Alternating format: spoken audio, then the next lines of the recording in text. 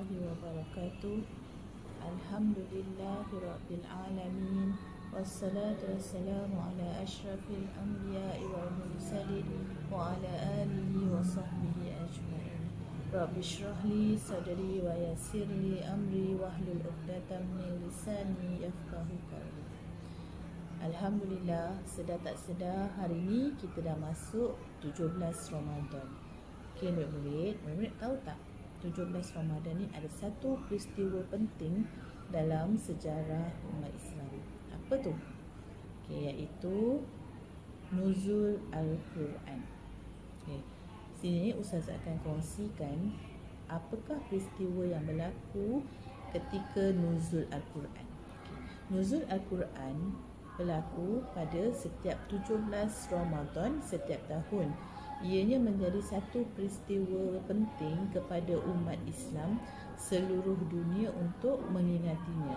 Peristiwa nuzul Al-Quran ini merupakan peristiwa sejarah di mana turunnya ayat Al-Quran secara berperingkat-peringkat kepada Nabi Muhammad SAW melalui perantaraan malaikat Jibril. Okay. Sejarah penurunan Al-Quran ini diturunkan pada malam Jumaat 17 Ramadan bersamaan 6 Ogos 610 Masihi pada tahun ke-41 keputeraan Nabi Muhammad SAW menjadi khalifah kepada seluruh umat Islam, khalifah untuk manusia. Okey. Penurunan Al-Quran ini berlaku ketika Rasulullah SAW sedang beribadah di Gua Hira. Okay. Di sini Ustazah jelaskan lagi apakah yang dimaksudkan dengan nuzul Al-Quran. Nuzul Al-Quran ini dari segi bahasa bermaksud menetap dari satu tempat atau turun dari satu tempat yang tinggi, ataupun perkataan nazala membawa maksud dia telah turun atau menjadi tetamu. Penggunaan istilah nuzul Al-Quran ni secara simboliknya membawa maksud memberitahu bahawa Al-Quran tujuannya untuk menunjukkan Al-Quran itu satu Al-Quran yang sangat mulia, sangat tinggi dan sangat terpuji. Secara teknikalnya, nuzul Al-Quran ini bererti penurunan Al-Quran dari langit kepada Nabi Muhammad SAW secara berperingkat-peringkat.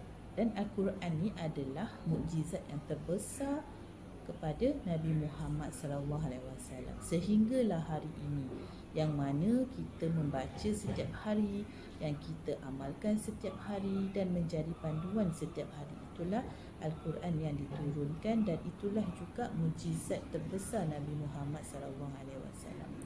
Jadi Al-Quran ni memberi makna yang terlalu besar kepada orang Islam, yang mana mereka nak tahu apakah rahsia yang terdapat di dalam Al-Quran. Untuk makluman murid-murid sekalian, di dalam Al-Quran ni banyak menerangkan tentang hukum, tentang munakahat, tentang kehidupan, tentang jenayat, tentang faraid.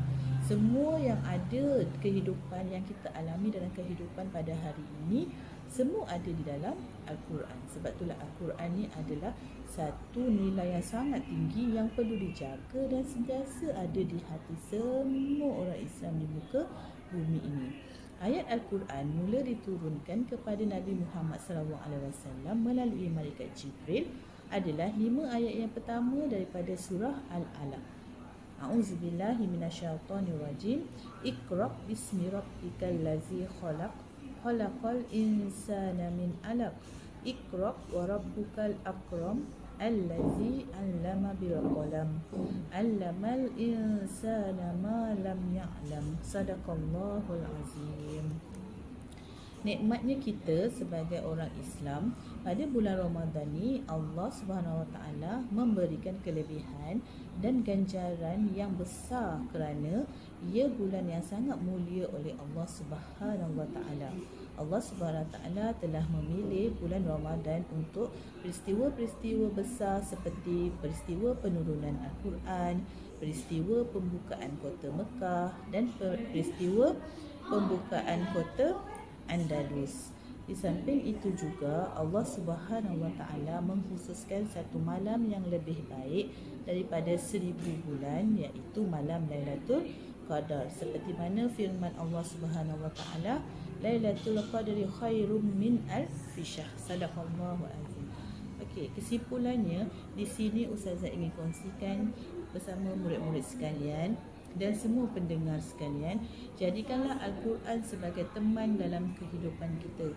Jadilah Al-Quran sebagai panduan kehidupan kita. Jadilah Al-Quran sebagai petunjuk kehidupan kita. Kerana Rasulullah telah berpesan, peganglah dua perkara yang aku tinggalkan di dunia ini, iaitu Al-Quran dan hadis. Semoga perkongsian Ustazah pada hari ini memberi manfaat, memberi hidayah, memberi petunjuk dan membuka hati-hati kita semua untuk berbalik kepada yang maha berhak dan maha pencipta, iaitu Allah Subhanahu Wa Taala dan Rasulullah sallallahu alaihi wasallam. Sekian, Assalamualaikum warahmatullahi wabarakatuh.